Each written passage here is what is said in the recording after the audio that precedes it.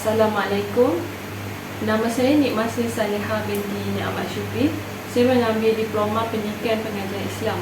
Pada pagi ini saya akan mengupas satu topik.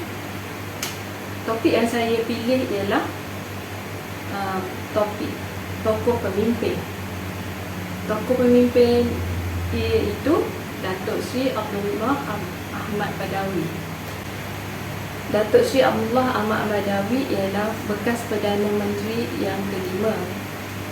Dia ialah bekas Presiden UMNO yang keenam. Datuk Seri Abdullah Ahmad Badawi dilahirkan pada 26 hari bulan November pada tahun 1939. Beliau dibesarkan di Kampung Perlis, Pulau Pinang. Datuk Seri Abdullah Ahmad Badawi mendapat pendidikan awal di Sekolah Melayu Permatang Bertam, Pulau Pinang. Pada peringkat sekolah menengah pula, Datuk Seri Abdullah Ahmad Badawi meneruskan persekolahan di Sekolah Metodis dan Sekolah Bukit Tinggi. Datuk Seri Abdullah Ahmad Badawi menyambungkan persekolahan di Sekolah Menengah Agama. Setelah menamatkan persekolahan di sekolah menengah, Datuk Seri Abdullah Ahmad Badawi melanjutkan pengajian ke Universiti Melaya sehingga mendapatkan ijazah sarjana muda berkhususan dalam bidang pengajian Islam pada tahun 1964. Datuk Seri Abdullah Ahmad Badawi telah berkahwin dengan Datin Sri Hendun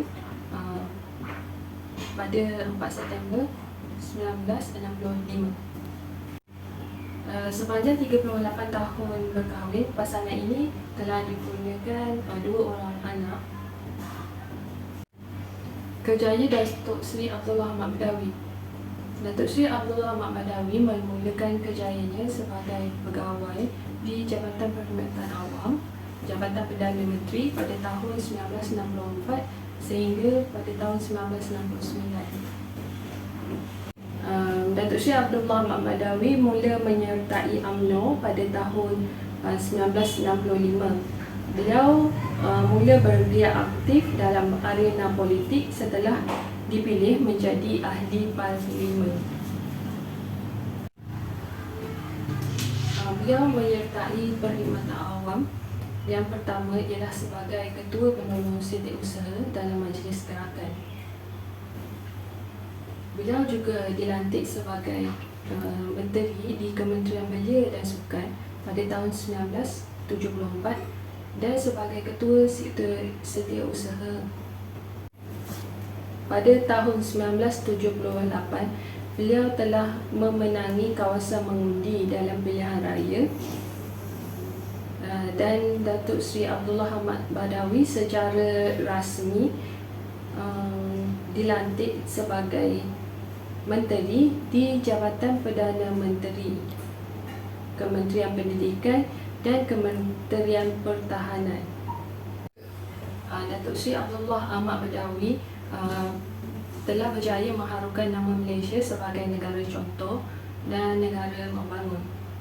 Datuk Seri Abdullah Ahmad Badawi juga berjaya menguruskan negara dengan lebih baik.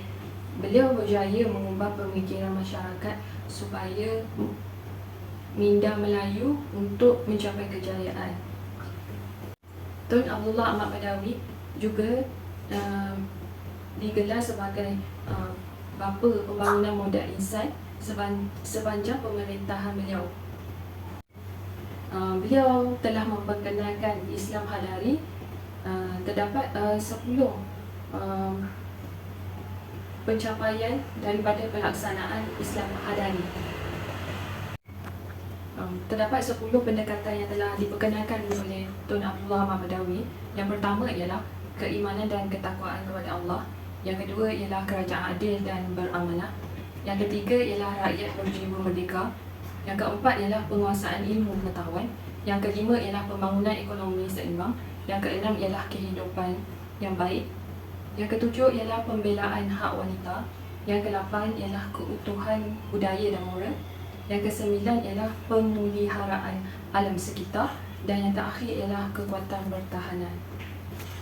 Islam Hadari telah dijadikan contoh di negeri Terengganu yang menggunakan slogan Islam Hadari Terengganu Bestari. Sumbangan Perdana Menteri Datuk Seri Abdullah Ahmad Badawi ialah pendekatan Islam Hadari selama maju, program Bina Insan, program Insan Beriman, Islam dalam Pentadbiran, Kompleks Taman Seni Islam, Pusat Zakat Selangor yang ditubuhkan pada tahun 15 Februari 1994, Pusat Pemurnian Akhlak, Keusahawanan, Tekad atau Pelan Integriti Nasional, Iskandar Malaysia dan Wilayah Ekonomi Pantai Timur. Dengan mempelajari kepimpinan tokoh pemimpin ini, saya dapat faedah daripada kajian tokoh. Yang pertama ialah dapat menjadikan sumber kekuatan dan menghargai usaha Perdana Menteri. Yang kelima iaitu Datuk Seri Abdullah Ahmad Badawi membangunkan dan mempertahankan kedaulatan Malaysia. Yang kedua, saya dapat bersyukur kerana hidup aman dan bebas di negara Malaysia. Dan yang ketiga, dapat menghargai sumbangan Perdana Menteri menjadikan Malaysia sebuah negara urus takbir dengan baik. Yang keempat, dapat menjadikan inspirasi dan semangat perjuangan pemimpin membantu rakyat dari banyak segi, terutamanya orang Melayu. Faedah saya mempelajari kajian tokoh pemimpin ialah yang pertama, dapat menjadikan sumber kekuatan dan menghargai usaha Perdana Menteri. Kelima iaitu Datuk Seri Abdullah Ahmad Badawi membangunkan, mempertahankan kedaulatan Malaysia. Yang kedua, saya dapat bersyukur kerana hidup aman dan bebas di negara Malaysia. Ketiga, saya dapat menghargai sumbangan Perdana Menteri menjadikan Malaysia sebuah negara yang diurus takbir dengan baik.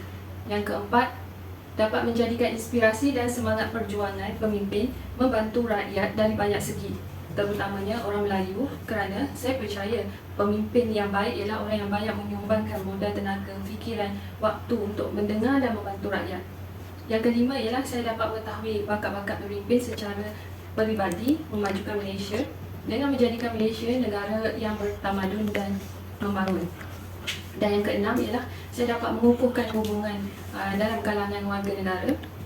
Yang ketujuh ialah saya dapat membantu kita menghargai serta memelihara kemerdekaan dan kedaulatan negara Malaysia.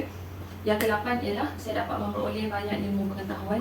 Yang ke-9 ialah saya menghargai jasa tokoh dan pemimpin negara.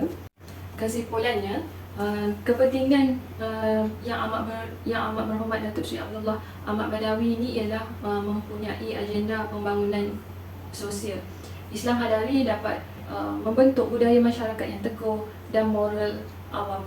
Islam Hadari yang diperkenalkan oleh Datuk Seri Abdullah Ahmad Badawi ini ialah dari dua perkataan yang penting, iaitu Islam dan Hadari. Perkataan Islam tentunya sudah biasa kita dengar, tetapi perkataan Hadari agak asing orang ramai mendengar.